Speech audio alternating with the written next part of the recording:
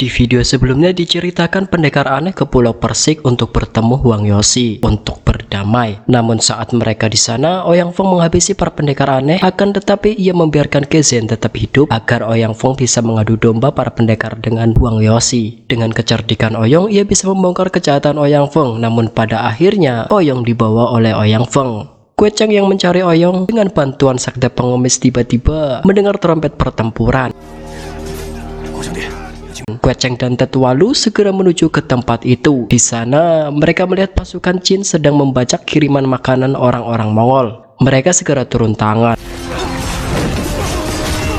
Orang-orang Mongol yang mengenal Quecheng adalah tunangan Huazeng segera memberi hormat. Quecheng pun dibawa ke perkemahan mereka untuk bertemu dengan Toilu dan Guru JB. Mereka menawarkan kepada Quecheng untuk ikut bersama mereka kembali menemui ibunya yang menunggu di Mongol. Quecheng pun akhirnya ikut bersama rombongan Mongol untuk melihat kondisi sang ibu yang sudah lama ditinggalkannya.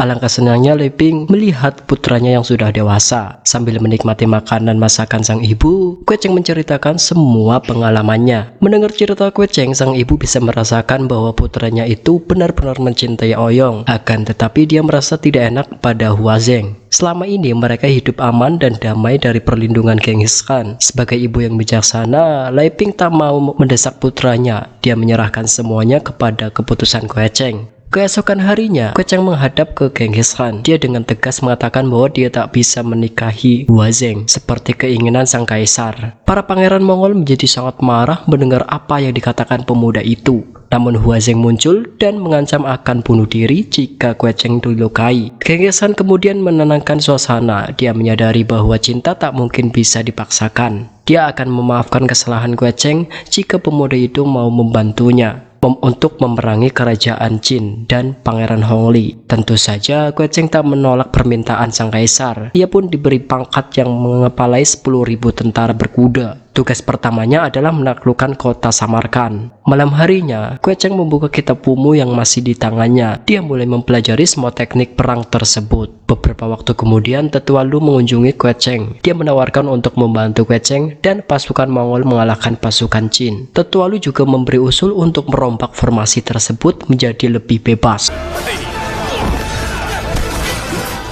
Teknik tersebut sangat luar biasa dan membawa kemenangan yang besar bagi pasukan Mongol. Genghis Khan menjadi sangat senang atas kemenangan pasukannya dan memuji Quecheng. Malamnya Quecheng kembali menanyakan strategi berikutnya kepada Tetua Lu. Akan tetapi, Tetua Lu menyatakan bahwa dia akan memberitahu hal itu besok. Quecheng mencurigai dan mengikuti Lu yang pergi secara diam-diam. Tiba-tiba sebuah angin pukulan yang dahsyat menyerang Quecheng.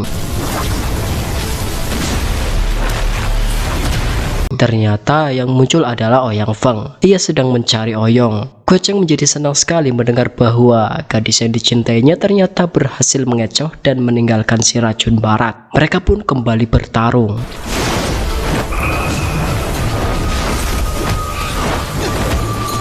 Melihat pasukan Mongol mendatangi tempat itu, Ouyang Feng berusaha melarikan diri. Akan tetapi,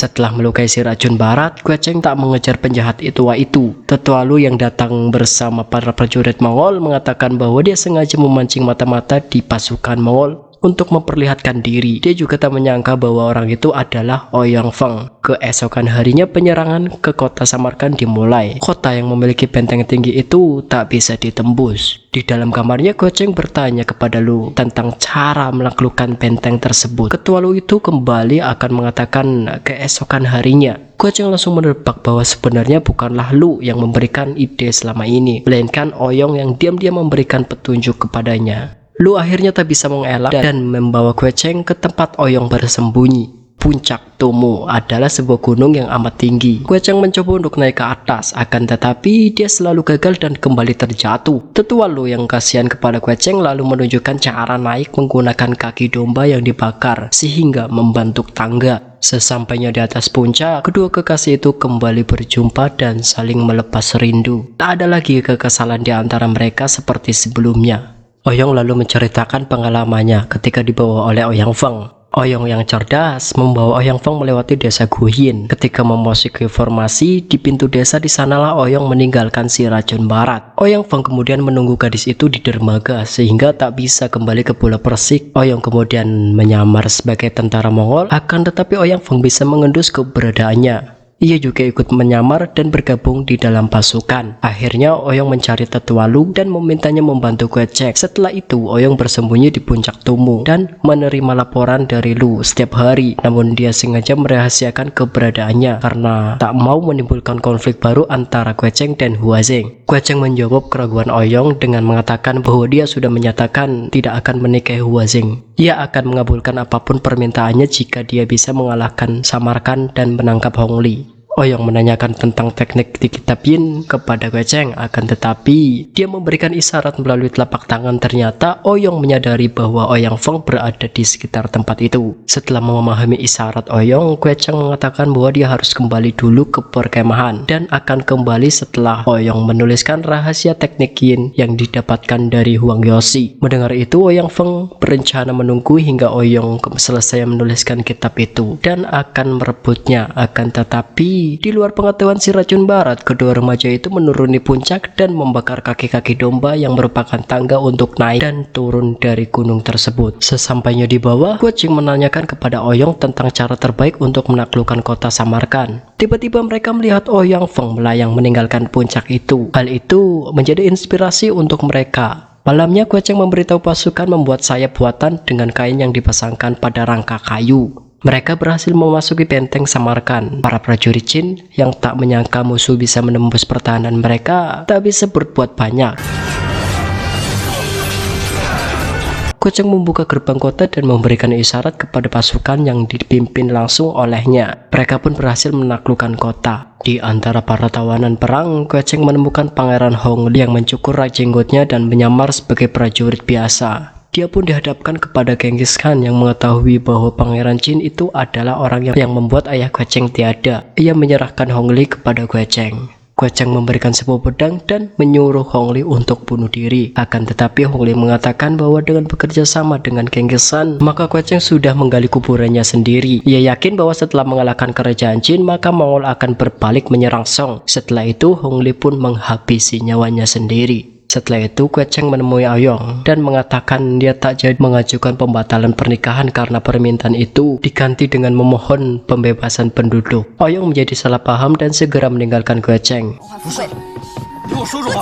Setelah mengatakan perasaannya yang sebenarnya kepada Huazeng, Gueceng segera berusaha menyusul Oyong, akan tetapi dia malah bertemu dengan Oyang Feng yang terperangkap di pasir hisap. Si racun barat yang meminta agar Gueceng menyelamatkannya dan dia mengatakan di mana Oyong berada. Mendengar itu Gueceng pun tak punya pilihan kecuali menyelamatkan si racun barat. Akan tetapi apa yang dikatakan si racun barat berikutnya sungguh mengejutkan. Oyong sudah lebih dulu terjebak di pasir hisap dan tersedot hingga ke dasarnya. Melihat jubah bulu yang biasanya digunakan Oyong ada di sana, Gueceng menjadi sedih sekali. Dia kehilangan semangat hingga akhirnya Toli menemukannya. Kesedihan yang amat dalam membuat terluka dan muntah darah. Setelah 1 bulan dirawat di Mongol, Gueceng pun mulai membaik. Toli yang mulai memahami Gueceng meminta agar ayahnya jangan dulu membahas tentang pernikahan Gueceng dan Huazeng. Lebih baik mereka merencanakan penaklukan Mongol berikutnya. Mereka kemudian membahas tentang penyerangan ke Tongguan. Akan tetapi mereka harus menaklukkan Song terlebih dahulu. Gueceng tidak setuju dengan rencana tersebut karena bagaimanapun Song adalah tempat kelahirannya. Genghis Khan pun mengurung Gueceng bahwa dia tidak boleh meninggalkan Mongol sebelum penaklukan Song. Gueceng pergi menemui ibunya dan ia berencana membawa pergi ibunya dari Mongol untuk kembali ke desa. Huazeng mendengar semua pembicaraan mereka, tetapi belum sempat mereka berangkat, Genghis Khan sudah mengetahui hal itu dari laporan putrinya. Ia menjadi marah kepada Gueceng. Akan tetapi Gueceng mengatakan bahwa dia adalah orang Song yang tak akan mungkin mengkhianati sukunya sendiri. Mendengar pembangkangan pemuda itu, Genghis Khan menjadi marah dan berencana menghukumnya. Akan tetapi Huazeng muncul dan memohon agar ayahnya mengampuni pemuda itu. Todo yang merupakan sahabat baiknya juga memohon agar ayahnya tak menjatuhkan hukuman kepada Gueceng. Sang kaisar menjadi amat marah dan mengancam Gueceng dengan keselamatan ibunya. Leping yang memahami kesulitan putranya meminta Genghis Khan memberinya waktu untuk membujuk Gueceng. Setelah mendapat izin Kengkesan, Lei Ping meminta Kue Cheng mengeluarkan belati yang merupakan tanda kelahirannya. Kemudian, sang ibu menceritakan bahwa Yang Sotian dan ayahnya Guo Sitian adalah dua pahlawan Song yang hebat. Dia hanya berpesan kepada Kue Cheng agar selalu mengikuti hati nuraninya. Kemudian Lei Ping memeluk putranya. Dan tanpa disadari oleh siapapun, semua orang di ruangan itu menjadi terkejut. Tak ada yang pernah menyangka bahwa Lei Ping yang lembut memiliki tekad yang luar biasa. Dia lebih rela tiada daripada dijadikan alat untuk mempersulit putranya. Dalam kesedihan, Kue Cheng tak bisa mengendalikan kekuatannya.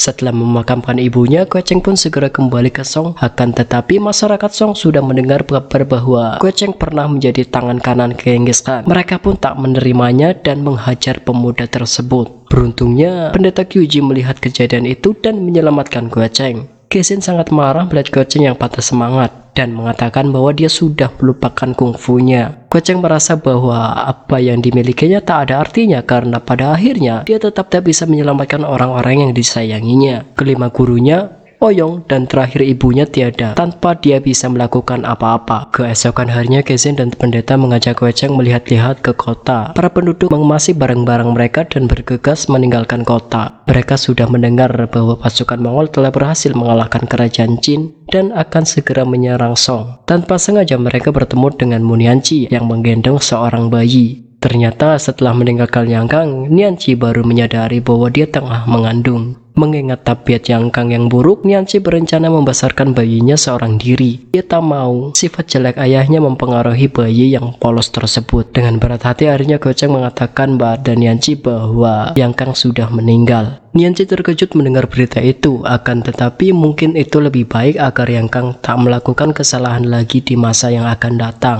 Nianchi lalu meminta Kue Cheng sebagai saudara angkat Yang Kang memberikan nama kepada putranya yang baru saja dilahirkan tersebut. Kue Cheng memberi nama anak itu Yang Guo. Nama itu diambil dari penggabungan marga Yang dan Guo. Kue Cheng menginginkan agar keluarga Yang dan Guo tetap menjadi saudara, walaupun apapun pengkhianatan yang sudah dilakukan Yang Kang selama ini. Nah, di masa depan, Yang Guo atau lebih dikenal dengan nama Yoko ini adalah tokoh utama dalam trilogi Raja Wali yang kedua. Sementara itu, Genren memimpin pasukan pendekar Qin untuk menangkap seorang panglima Song untuk dijadikan sandera. Namun si bocah tua nakal tiba-tiba muncul dan menghalanginya. Pendeta Kyuji bersama Kue Cheng dan Kezin yang mendengar keributan juga mendatangi tempat itu. Mereka segera turun tangan membantu para prajurit Song. Di tengah pertarungan, Kue Cheng merasa kebingungan. Dia merasa bahwa semua ini tak ada gunanya, hanya akan menambah korban jiwa yang tak berdosa. Tabib Liang yang melihat Kue Cheng kebingungan segera menggigit lehernya.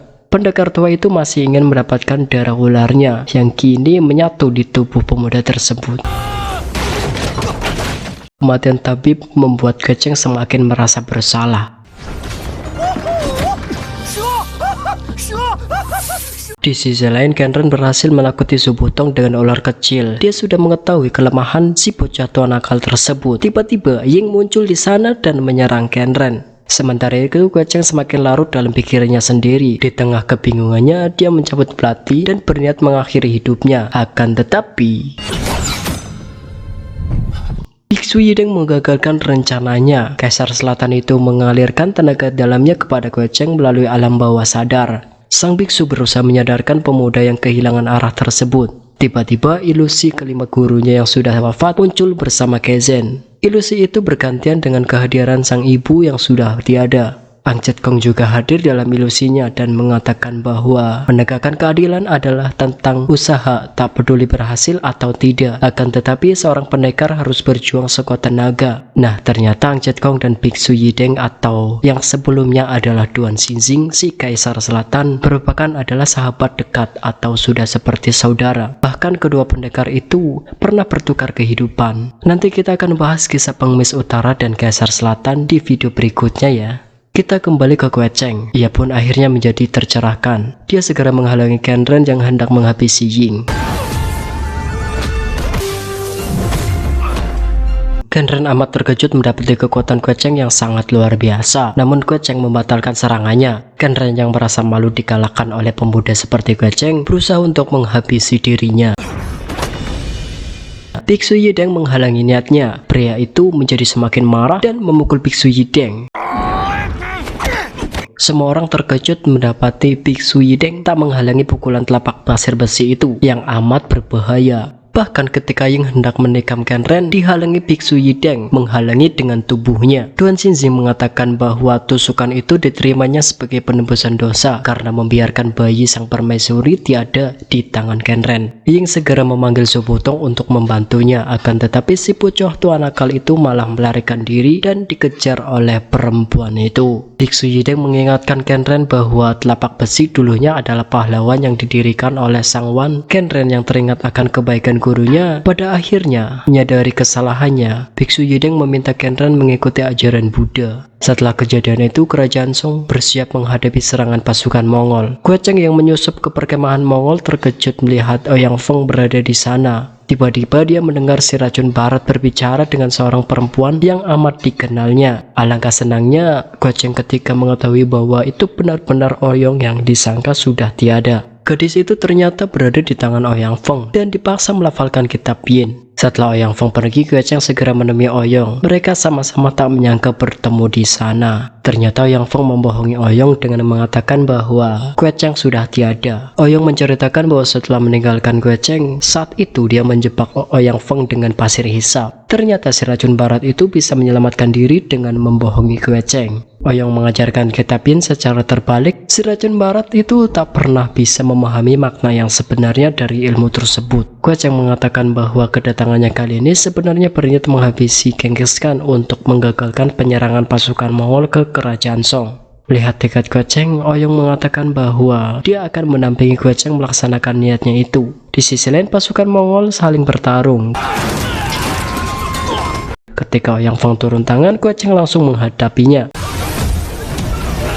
Guecheng menantang orang itu untuk bertarung di luar perkemahan. Guecheng yang sudah menguasai kitab 9 Jin bukan lagi tandingan bagi Ouyang Feng. Ouyang Feng tak menyangka kehebatan Guecheng. Tiba-tiba dia mengerahkan tenaga dalamnya. Berdasarkan kitab Yin yang diajarkan Ouyang secara terbalik, hal itu berakibat fatal sehingga dia menjadi tidak waras.